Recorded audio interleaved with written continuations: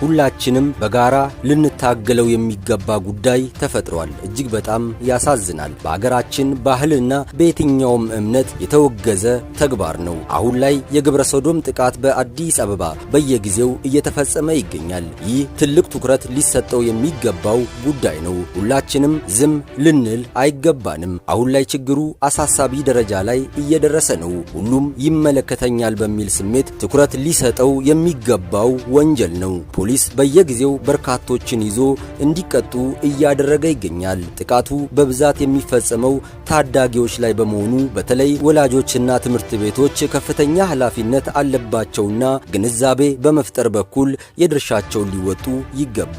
ሰሞኑን በጦር ኃይሎች አካባቢ ተመሳሳይ ድርጊት ተፈጽሟል። አንድ በጎዳና የሚኖር የ13 ዓመት ታዳጊን በማታለል የግብረ ሰዶም ወንጀል የፈጸመበትን ግለሰብ ፖሊስ ፍርድ ቤት አቅርቦታል። የተከሳሹን የፍርድ ቤት ውሎን በተመለከተና ፖሊስ ያስተላለፈውን መልእክት በዛሬው መረጃችን የምናደርሳችሁ ይሆናል። ቻናላችንን ሰብስክራይብ ማድረግዎን አይዘንጉ።